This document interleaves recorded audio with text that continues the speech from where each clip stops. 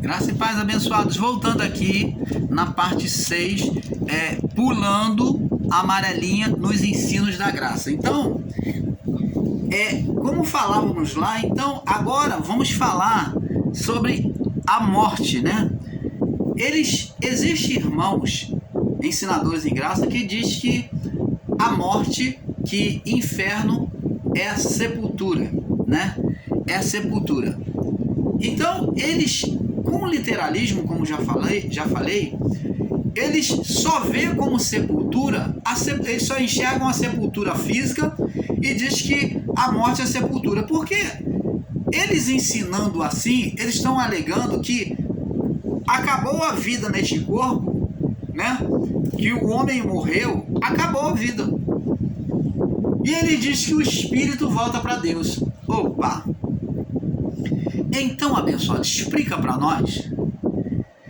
Você que está ensinando aí um Deus de acepção, e eu digo para você por quê que eu digo que você está ensinando um Deus de acepção. Você está ensinando um Deus de acepção quando você ensina que a morte é a sepultura, que sepultura é morte, que sepultura é inferno, ou melhor, você que está ensinando que sepultura é o inferno. Então, você está ensinando um Deus de acepção. Por quê? Porque se sepultura é inferno, então por que o povo do passado pagou um juízo e nós hoje cometemos as mesmas malignidades que ele, as mesmas e até piores se for contar, e não sofremos juízo? Você não estaria ensinando com radicalismo, não? Esquecendo que há o inferno físico, que é chamado de sepultura, e o inferno espiritual, que existe a sepultura física e a sepultura espiritual. Então, eles não compreendem, né? Não compreendem que ser filho carnal, que a pessoa que é carnal, que ser filho carnal no período adâmico é ser semente de Satanás, é ser chamado de víbora, de raça de víbora, né? É ser chamado de raça de víbora, de semente de Satanás. Vamos lá no livro de Mateus, capítulo 13, no verso 24, diz assim. Agora vamos mais uma vez explicar para vocês essa parábola, que eles dizem que até as parábolas eles estão considerando como lixo, jogando fora, né? Estão tentando descartar as parábolas ditas pela própria boca de Jesus. Diz assim: Jesus propôs outra parábola dizendo: o reino dos céus é semelhante ao homem que semeia boa semente no campo. Quem é este homem? Essa representação deste homem? Deus, o Criador. Mas dormindo os homens, veio o seu inimigo. Quando é que os homens dormiram? Explica para nós, irmão Paulo. Quando é que os homens dormiram? Os homens dormiram a partir do pecado adeno com a sua mulher. Então, a partir do pecado adeno, entrou a morte do espírito. Então, o espírito estava em estado de morte, como dormindo, apagado. Quando a pessoa está dormindo, nós humanos, com sono profundo, nós humanos dizemos assim: apagou, fulano apagou. Ele apagou mesmo? Mostra-se como se fosse uma tocha, né? Que estava acesa e que apagou. Nós costumamos dizer, fulano apagou, tá lá, ó, apagado lá, está dormindo. É uma linguagem de figura. Então, quando dizemos que o homem apagou, que ele morreu, a morte espiritual, é como o estado adâmico e a sua mulher estavam em estado de fumegando, sem luz. Eles perderam a luz, né? Se viram nu. Então eles estavam apagados, estado de dormência. A partir dali, entraram em estado de dormência. E após isto, eles coabitaram, homem com mulher, e produziram filhos. Na sentença, Deus já havia dito que a mulher geraria semente para o ser espiritual, que é chamado de serpente, foi chamado de serpente. Ele deu o nome, ele disse que ela daria filho à serpente, daria semente para semente da serpente e semente dela com Adão.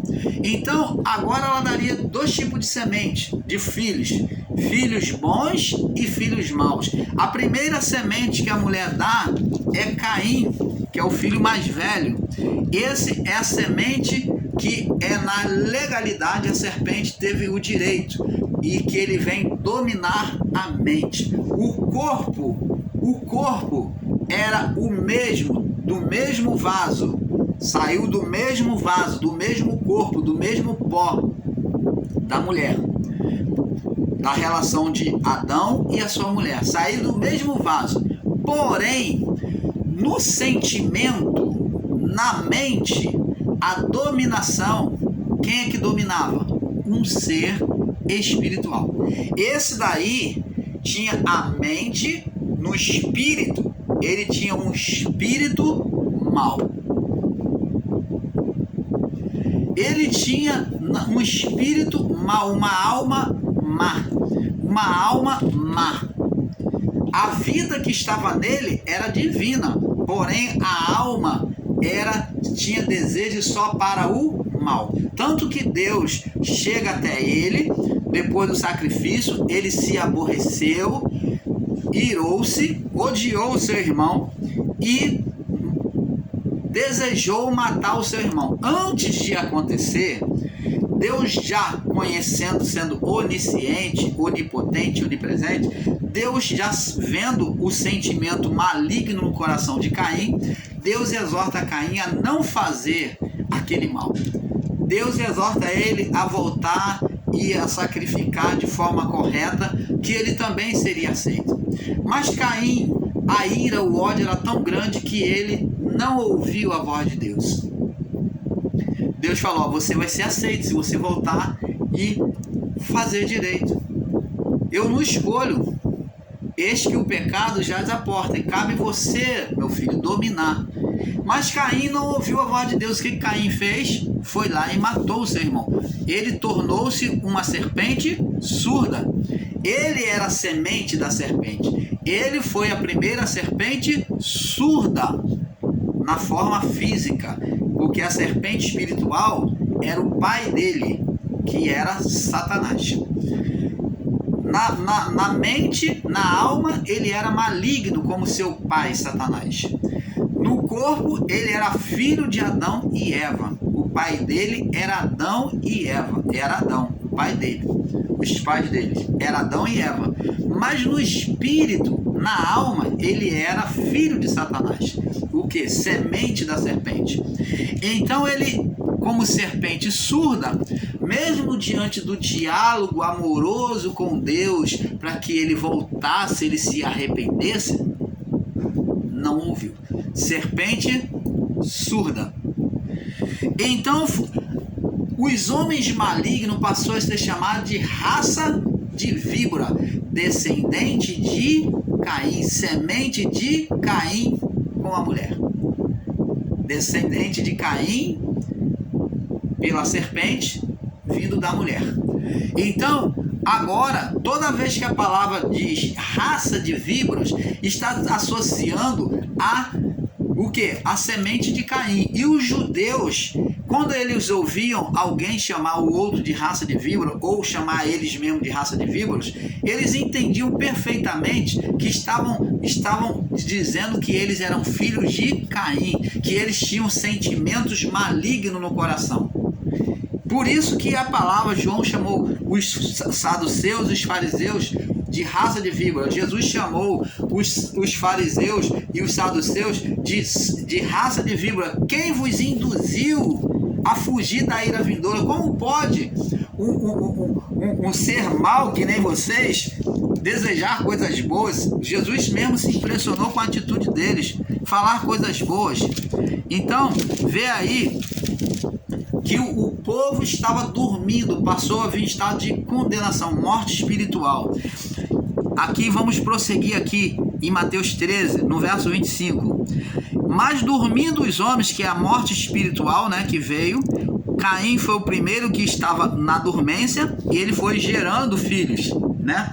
Foi gerando. Todos o ser humano até a cruz entrou em estado de dormência. Por isso que cumpre-se a palavra que Paulo diz: porque todos pecaram e destituídos foram da glória de Deus. Estado de pecado adeano, herança de pecado adeano.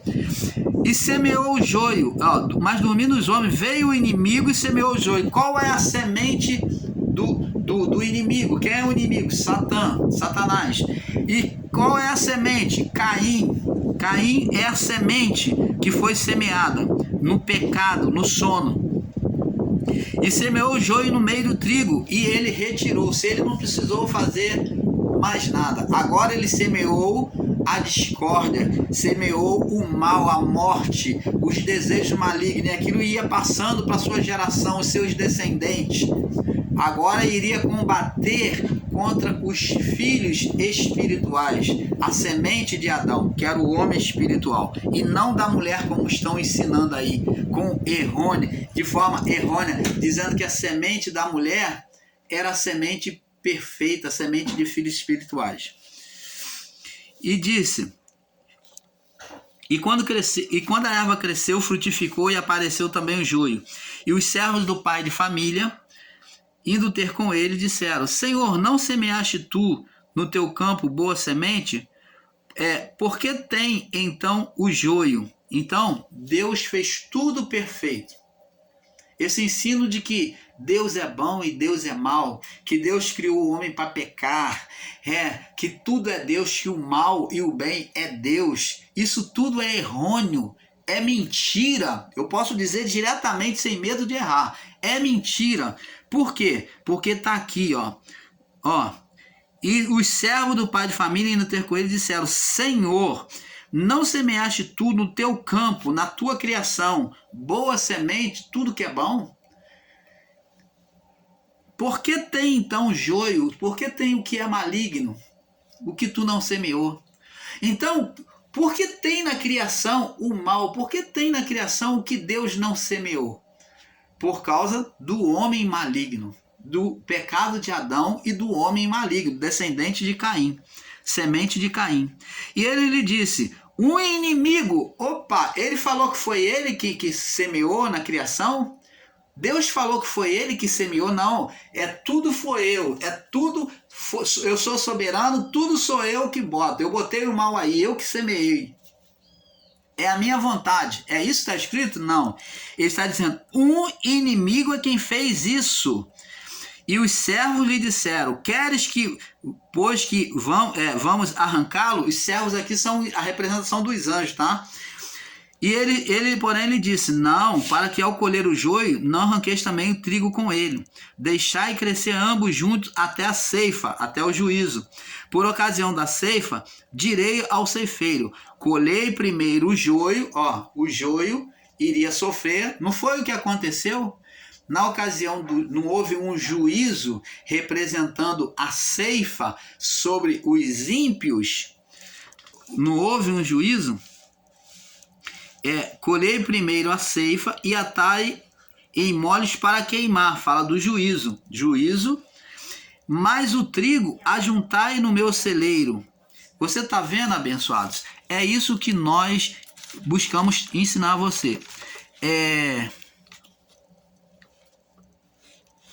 Agora, voltando aqui, eles dizem que o ensino que o diabo aqui, o inimigo, é a carne do homem. Eles dizem que é a carne. Mas vamos ver lá no livro de Lucas, capítulo 4, mais uma vez. Lucas, capítulo 4, no verso...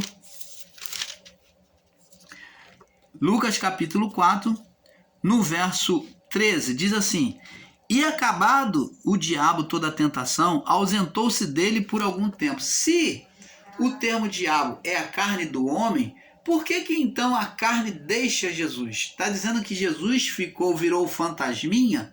Jesus virou espírito? Não. Então, lá no livro de Mateus diz que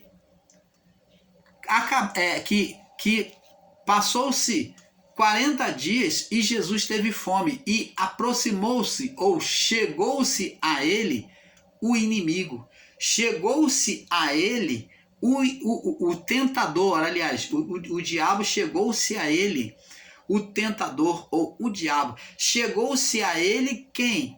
Está mostrando que estava longe, de um ser que estava longe e que se aproximou de Jesus.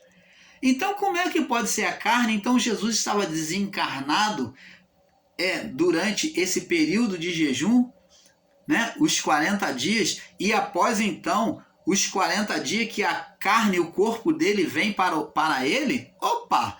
Então você está vendo aí as contradições, dizendo que Jesus estava sem corpo, passou 40 dias e o corpo veio até Jesus para poder tentar ele, porque eles ensinam que diabo é a carne do homem.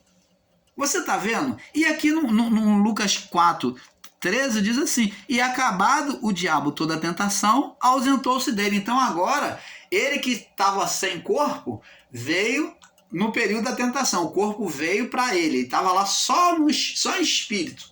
Só o espírito dele estava lá no deserto. Então veio o corpo para o espírito, para ele ser tentado, né? No seu corpo. E então, passada a tentação, o corpo volta e ele fica só o fantasminha lá. É isso que você está ensinando, abençoado? Você está vendo os equívocos, as mentiras que estão sendo ensinadas em graça? O irmão Paulo está mostrando de maneira tudo bem clara para que você perceba que você está sendo enganado nos ensinos em graça. Você está sendo literalmente enganado em muitos ensinos aí em graça, principalmente nesses canais grandes, esse grupinho que sustenta esses equívocos. Então, abençoados, vamos, para nós fecharmos esse assunto, eles rejeitam o nome de Jesus e o Espírito, rejeitam o nome de Jesus, dizer que o nome de Jesus não tem mais poder. Eles ensinam isso. Vamos lá no livro de João 14. João 14. Vamos fechar agora com esse versículo aqui. João 14. João 14, no verso 26. Eles dizem que o nome de Jesus não tem mais poder, que não precisamos usar o nome de Jesus que foi para aquela época. Olha outro equívoco e mentira que estão ensinando para você, fazendo você desprezar, e eles estão ensinando que no nome de Jesus não há mais poder, não serve mais. É como se usou naquela época e jogou fora. Um ensino que as próprias testemunhas de Jeová também ensinam este ensino. Mas isto não é verdade, meus amados. Está aqui, ó, João 14, no verso 26, diz assim: mas aquele, o Consolador, o Espírito Santo, que o Pai enviará. Opa! Preste atenção. Se você, ensinador em graça, meu irmão e minha irmã, que se acham sabidão aí, você que ensina sobre reino de Deus, eleito e não eleito, salvo e não salvo, que você é um predestinado, que Deus nos abençoou com toda sorte de bênção, como que você pode ensinar isso, seu cara de pau, sua cara de pau, se você não acredita na atuação, na manifestação do Espírito Santo? Aí você vai dizer: não, irmão Paulo, nós acreditamos. Ah, acredita? Presta atenção no texto. Mas aquele Consolador, quem é o Consolador? Quem é que vai ficar no lugar de Jesus para consolar, para participar da vida humana? O Espírito Santo. O Espírito Santo, o Pai enviará em meu nome. Opa! O Espírito Santo estaria sujeito ao nome de quem? De Jesus. O Espírito Santo veio no nome de quem? Como substituto para agir no nome de quem? De Jesus.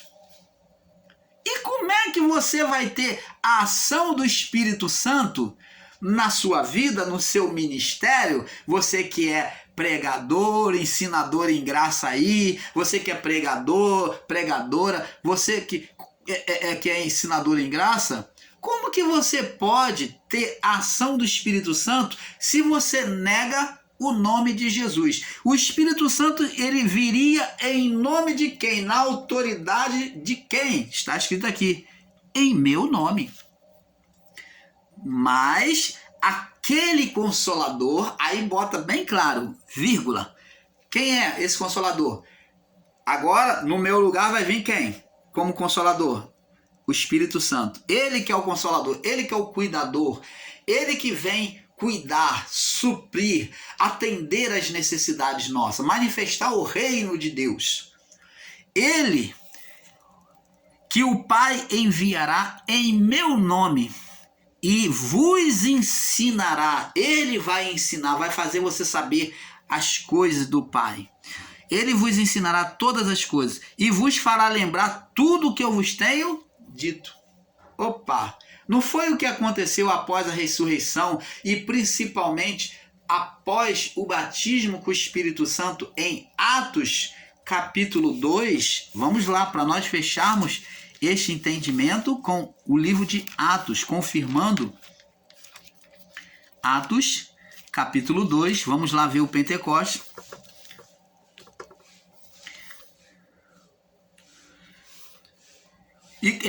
E cumprindo-se o dia de Pentecostes, estavam todos reunidos no mesmo lugar. De repente veio do céu um som como de um vento veemente e impetuoso, e encheu toda a casa em que estavam assentados. E foram vistas por eles línguas repartidas como de fogo, os quais pousaram sobre cada um deles. E todos foram cheios do Espírito Santo, e começaram a falar noutras línguas, conforme o Espírito lhe concedia que falasse. E em Jerusalém habitavam tanto judeus como homens religiosos de todas as nações que estão debaixo do céu. E quando aquele som ocorreu, juntou-se uma multidão e estava confusa, porque cada um os ouvia falar na sua própria língua. Todos pasmavam e se maravilhavam, dizendo uns aos outros: pois que não são galileus todos esses homens que estão falando? Como, pois, ouvimos falar cada um em nossa própria língua, em que somos nascidos? Partos e medos, elamitas e os que habitavam na Mesopotâmia, Judéia, Capadócia, Ponto e Ásia, Frígia, Panfilha, Egito, partes da Líbia, junto a Cirene, e forasteiros romanos, tanto judeus como prosélitos, cretenses e árabes, todos nós temos ouvidos todos nós temos ouvido em nossas próprias línguas falar das grandezas de Deus. Todos se maravilhavam, estavam perplexos, dizendo uns aos outros: que quer dizer isso? E outros zombavam, dizendo: estão cheios de mosto. E diziam: estão cheios de mosto. Pedro, porém, observa agora aqui, ó, Pedro, após o batismo com o Espírito Santo agora veio fazer Pedro lembrar de tudo. Pedro então vai explicar agora. Diz assim: Pedro, porém, pondo-se em pé com os 11, levantou-se a voz e disse, olha a ousadia de Pedro: homens galileus, e todos que habitais em Jerusalém, seja-vos isso notório, e escutai as minhas palavras. Esses homens não estão embriagados como vós pensais, sendo a 3ª hora do dia. Mas isto é o que foi dito pelo profeta Joel: nos últimos dias acontecerão, diz Deus, que do meu espírito derramarei sobre toda a carne, e os vossos filhos e as vossas filhas profetizarão, e os vossos jovens terão visões, e os vossos velhos sonharão sonhos. Também o meu espírito derramarei sobre o meu servo e sobre as minhas servas naquele dia, e profetizarão. Farei aparecer prodígios em cima no céu e sinais embaixo na terra: sangue, fogo e vapor do fumo. O sol se escurecerá e o sol se converterá em trevas e a lua em sangue, antes de chegar o grande e glorioso dia do Senhor. E acontecerá que todo aquele que invocar o nome do Senhor será salvo. Homens israelitas, escutai essas palavras. A Jesus Nazareno, aprovado por Deus entre vós com maravilhas, sinais, prodígios e sinais, que Deus, que por ele fez no meio de vós, como vós mesmos sabeis, este a quem foi entregue pelo determinado conselho e presciência de Deus, prendeste, crucificaste e mataste pelas mãos dos injustos, o qual Deus ressuscitou, desfazendo as dores da morte, pois não era possível que fosse retido por ela. Porque dele disse Davi: sempre via diante de mim o Senhor, porque está à minha direita, para que eu não seja abalado. Por isso se alegrou o meu coração, e a minha língua se exultou, e a minha carne, na minha carne há de repousar em esperança. Pois não deixará a minha alma no inferno, nem permitirás que o teu santo veja a corrupção. Fizeste conhecidos os caminhos da vida, e com a tua face me encherás de júbilos. E você está vendo aqui, abençoados? Então, vê que você pode prosseguir aqui na leitura, né? Você pode prosseguir aqui na leitura até o capítulo, até o versículo 47, né? Da onde nós paramos. Então você vê que Pedro abre a boca e ele profere toda a palavra de Deus, lembrança, tanto falando do acontecimento das profecias do profeta Joel, ele testemunha perfeitamente, lembrando de todas as coisas. E também ele testemunha sobre a vida de Jesus, os acontecimentos. Ele fala perfeitamente. Quem lembra ele? O Espírito Santo. Então, abençoado, o Espírito Santo é que faria lembrar. O Espírito Santo é o poder de Deus. E negar o nome de Jesus é negar o poder da manifestação do Espírito Santo. E com isso, nós ficamos por aqui esperando que você tenha entendido, alertando você. Não se deixe ser enganado por esses ensinos em graça. São como nuvens sem água, como disse Pedro. Parecem até que vai chover, mas não é. Parece, mas não é. Ou como diz o ditado humano, são igual Denorex, parece, mas não é. Então não acredite nesses homens, porque são homens maus que estão pervertendo a verdade em mentira. O nome de Jesus tem o mesmo poder e ele age da mesma forma por intermédio do Espírito Santo. Quando você clama a Deus em nome de Jesus, o Espírito Santo, ele intercede por nós com gemidos inexprimíveis. Então, com isso, o canal Luz da Graça fica por aqui com este assunto, dizendo para você, como sempre, é um pouco aqui, um pouco ali. E nós vamos saindo do engano, vamos revelando você os abismos que têm sido colocados nos ensinos em graça diante de você. Eles estão só atacando o sistema religioso, só buscando fazer nome, monetização em cima do sistema religioso evangélico. Mas eles estão também criando abismo diante de você, nos ensinos deles. Então acorde, desperta tu que dorme, e Cristo te iluminará. Paz seja dado a todos. Paz.